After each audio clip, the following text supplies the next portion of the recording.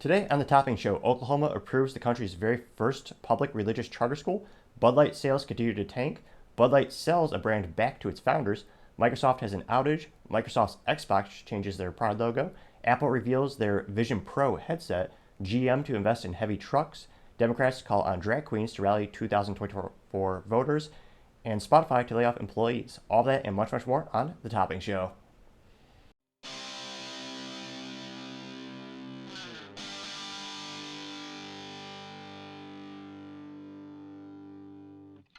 Thank you for taking the time to tune in today. Today's episode of Topping Show is sponsored by Topping Technologies. Topping Technologies is an IT value-added reseller and services company with a special proficiency in IT security. Heck, I see their founder released twice a day. Gotta say, he's quite handsome and brilliant. He's me. That's the joke. If you're an IT leader or a business owner, you need a little assistance with your IT, reach the team at sales@toppingtechnologies.com. Now, going on to the business part of the podcast, you have General Motors to invest in heavy trucks. They're planning to invest a little bit more than $1 billion in two plants located in Michigan.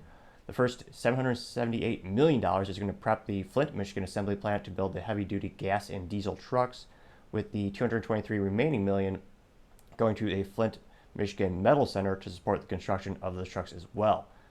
Now, the company is admitting that it's a big source of their profits. In fact, in 2022, GM reported a 38% increase in heavy-duty pickup trucks, which correlated to about 228,000 trucks being made. Now, this at the same time as the company is promising to be 100% EV by 2035. A lot of folks are skeptical about that, partially because the profits are overwhelmingly from trucks and SUVs. If you look at General Motors' portfolio, there's a reason they don't like selling cars like the Chevy Cruze. The Chevy Cruze tends to lose money. It's usually what they consider a loss leader. Dealerships usually only make money from financing, accessories, and they just pray that you come back and you just buy an SUV, which has more profit than you could possibly count. Back when I had my little short experience in sales in the automotive industry, I remember Chevy Cruze, on average, the gross profit was negative like $400. It was pretty bad before you had to have accessories, financing. Now, on the flip side, if you sold a truck or an SUV, so Cruze is like negative $400. Truck and SUV is like 15 grand profit. So that's not the revenue, that's profit on that vehicle. So there's a reason every automotive manufacturer makes a crossover SUV as well as a traditional pickup truck. That's where the money's at. That's what Americans value more. They usually last longer. There are many reasons to invest in those things. But they're all pushing towards EV. But with the current technology we have, when it comes to heavy-duty trucks, overwhelmingly the best value is going to be a diesel or gasoline. For my IT company, Topping Technologies, we do some IT recycle projects in which we'll recycle thousands of laptops, entire data centers, racks upon racks upon racks of server storage and networking. And if we were to buy a dedicated truck for that, so we actually move those materials, with the current technology, there's no way an EV would ever work. If you want something that's going to last a long time and something that has a lot of torque and you actually pull a trailer and actual load, right now it's going to be a diesel. Those engines last, it's very common to see them 300,000 plus miles, especially the older ones before they're bastardized with all the little add-ons that, while do help the environment, actually hurt the actual reliability and longevity of the actual material, which I would also argue, isn't that worse for the environment to have disposable cars? But that's just my 2 cents, or 3 cents, thanks to hyperinflation. Now, other interesting business news, you have Apple revealing their Vision Pro headset, which sounds pretty popular, sounds fancy. It's going to be for their augmented reality, and the CEO, Tim Cook, says it will introduce users to a, quote, spatial computing. I'm probably butchering that. S-P-A-T-I-A-L, spatial, which is a fancy way of saying that, referencing tech that's controlled by users' eyes, hands, and voice. Now, this actually sounds like a bargain in terms of Apple pricing. Now, I thought, given Apple, one would think it'd be a cost of a car, but it's a steal at about $3,499 for this headset. Now, keep in mind, you also pay tax on that. So in Texas, the sales tax is 8.25%. So after Texas state tax, That's about $3,787.67. But wait, then you have to buy the Apple Care, I don't know what they call their fancy warranties. So if you drop it and breaks in half, or a little grain of rice gets on the screen and cracks it in a million pieces, then you're presumably covered. So that's probably another $200, $300. So all in all, you're almost $4,000 in this piece of tech, which has been done before. Google Glass was about 10 years ago. At the time, that was much more revolutionary, since the idea of augmented reality had been around since the 70s, and they've been attempting it again and again and again. Will this actually be productive or entertainment? Where do they see this in the market? Time shall tell. But I mean, people who love Apple, they're going to buy it. It doesn't matter what it is. It has the Apple logo on it. Presumably, I only saw a couple screenshots of the product. But it'll be interesting to see if this is their next big thing. Everything's a gamble. I mean, people laughed when they said they're going to make iPhones, and now that's their core product. That's where most of their profits, that's where most of their sales come from. And they're almost known as being a phone company these days. Will they be known now as the augmented reality or the VR company to go to, the premium VR? Time shall tell. We'll see, though. Now, on the downside of business news, you have Microsoft having an outage. So this is for the M365 or Microsoft 0365, Office 365, although I usually call it Microsoft Office 363. That's a pun or a joke, because they're down. The cloud likes to rain every once in a while, and people like to forget that, but it does happen. So you had email, Teams chat, and more completely just gone. If you're a business, that's kind of important. And most people using products work at a company. So globally, I guess it wasn't that big of a deal. About 18,000 accounts apparently were affected, where they're not able to access anything. And you may ask, why doesn't this go into the business blunder section of the podcast, since it is certainly a snafu? But I really don't see this affecting their sales at all. There's really not that many alternatives. You have a couple big companies and a couple logos that I know just from the IT company I own that we work with, where they're going G Suite, and they use Google Documents, also known as Google Docs, and they have Gmail. But just look at the pie chart of how many companies, how many people rely on Microsoft as the core for all their IT, the foundation of the companies. It's most companies out there, and there's not very many alternatives. So someone asked me yesterday, do you think it's going to increase or decrease their sales? I told them I don't think it'll have any difference, because again, overall the concept of Office 365, having it in the cloud, there's just so many overwhelming benefits. It outweighs the cost or the issues of when there are problems like this. So probably won't affect their pitches too much. Now, going on to the culture part of the podcast, you have Bud Light boycott increasing even more. So apparently this is costing their sales staff about $2,000 a month. And over Memorial Day weekend, now that we have that data, again, because all the data is a little bit delayed, you have the manufacturer, you have the distributor, then you have the bars or the restaurants or the actual, grocery stores. So there's a little bit of a delay in some of the sales numbers and getting the numbers back to the headquarters. And the numbers we're seeing now is about 60% less this Memorial Day than last Memorial Day. And if you're a beer company, your Super Bowl, well, I guess the Super Bowl is their Super Bowl as well, but their big sales days are holidays. Think of 4th of July, people going outdoors, having beverages. And it is astonishing how much their sales continue to decrease. Again, their stocks lost $27 billion in valuation since April 1st, and they chose to do a partnership with Bill Mulvaney. That is perhaps the business blunder of the century in terms of not just stock loss, but also sales loss as well, and brand loss.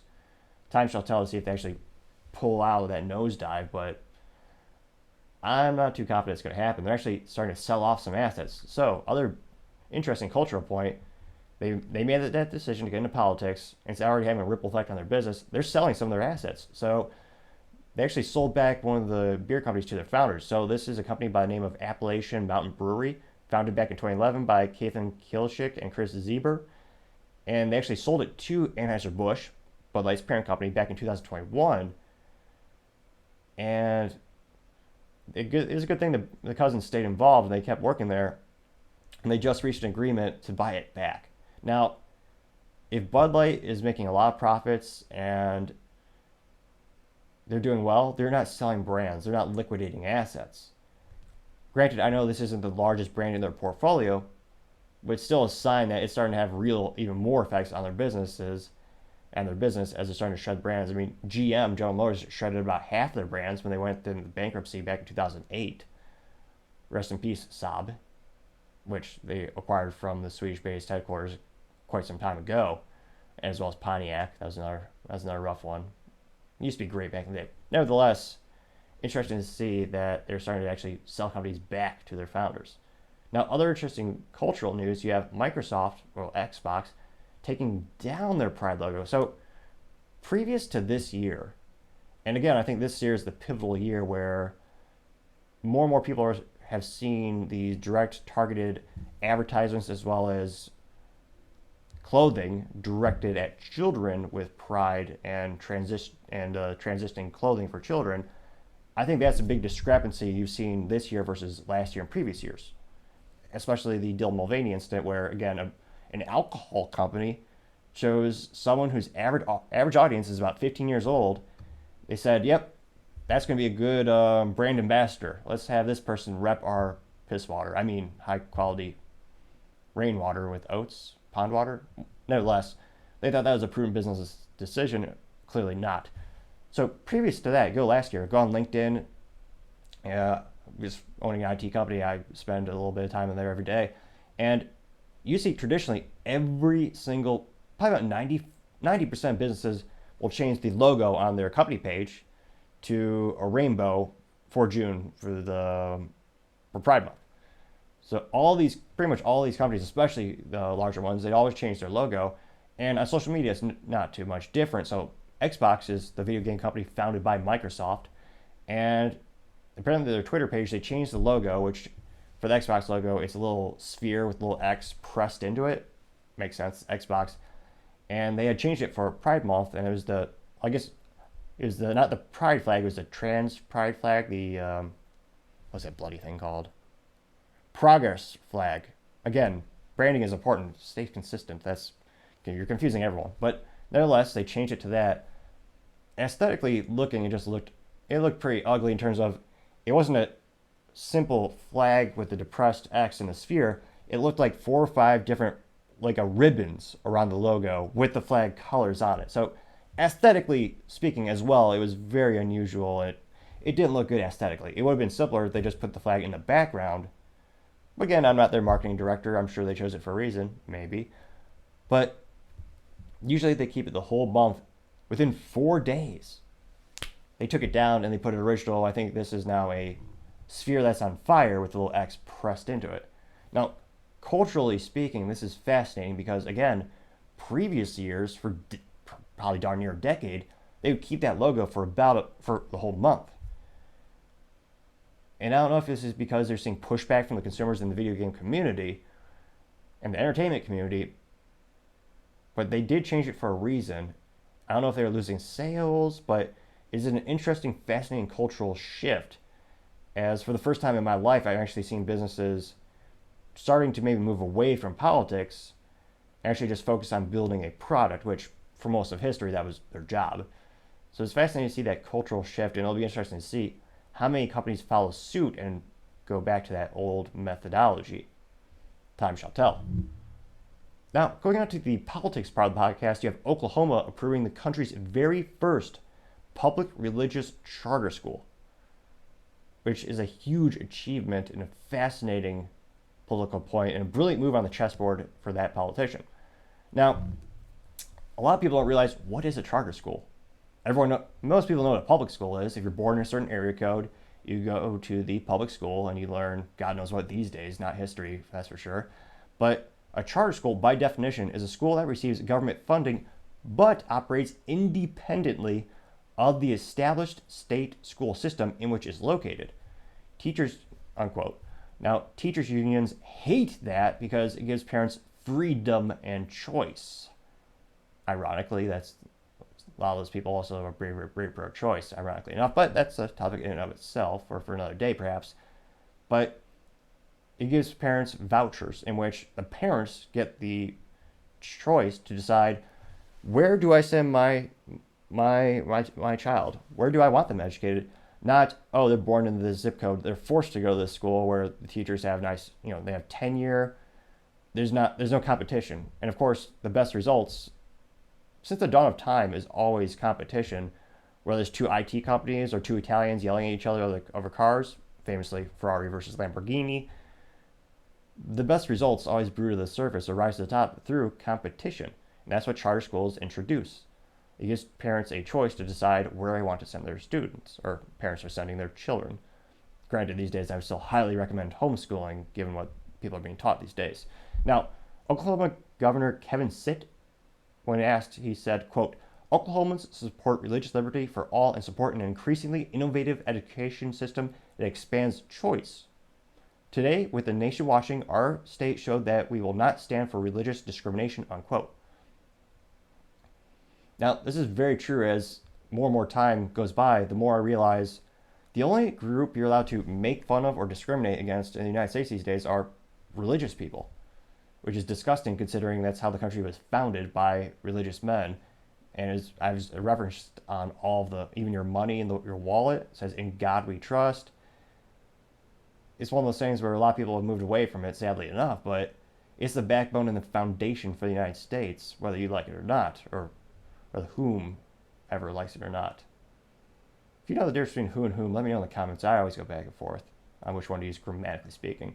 Now, the legal battle over the public religious charters might reach the Supreme Court before the Oklahoma decision is challenged. So late last month, the Biden administration urged justices to deny a conservative-led petition to review a North Carolina dress code that has galvanized advocates who hope to clear a path for publicly funded religious charter schools.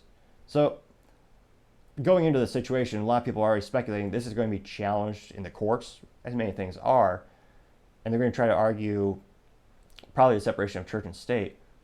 But in this case, they're not controlling each other. So they're giving funding because they're a school, but the government isn't telling them what to teach. So it'll be interesting to see how this plays out. Personally, probably a pretty smart move, given Oklahoma is traditionally more conservative and school is going to be Catholic. That's a big win. So on the chessboard, makes him look good, gives parents choices. Sounds like a good political move to me. Other interesting political moves, you have Democrats using drag queens to rally 2024 voters. Now, this is thanks to a Turning Point USA independent reporting company and nonprofit, I believe. And they recorded this video where, again, this is a public area, and they have drag queen Barbara Seville over in Temple, Arizona, and this is the first pride parade calling for majority people. Well, let me just pull it up. We'll go through it really quick. Let's see here.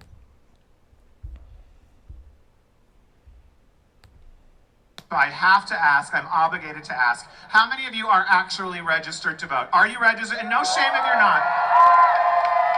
No shame if you're not, because it's not too late to register for the next election and turn the tide of all of the hate, the anti-gay nonsense in the State House, the anti-gay nonsense in the Senate, the anti-gay nonsense in Florida, in the United States. I'm not seeing those laws, do you? Most people are concerned about kids going to drag shows and being groomed. There's really not much controversy about the other issues. Now, it should be noted that on this same stage, they have a rapper who is performing songs about gay and, anal sex with infants in the crowd and on the stage. Is that appropriate? Some Americans apparently think so, and that's maybe how they'll get more votes. It's insane. It's insane. I actually do agree that if you take it out of content, that makes sense. This is insane. Many people agree with that little sentiment. Over 500 laws have been introduced across the country. Today, the anti-drag bill in Tennessee was voted unconstitutional by an appeals court. So that's pretty incredible. So parents in Tennessee were trying to protect their kids from people in very scantily dressed clothing gyrating and performing sexual acts in front of the children when they want to protect that right. Or rather, they didn't want that to happen. The opposing group wanted that. I've had the opportunity to go downtown, to go to Phoenix, the state capitol, and testify on behalf of drag entertainers and gender expression and LGBTQ people.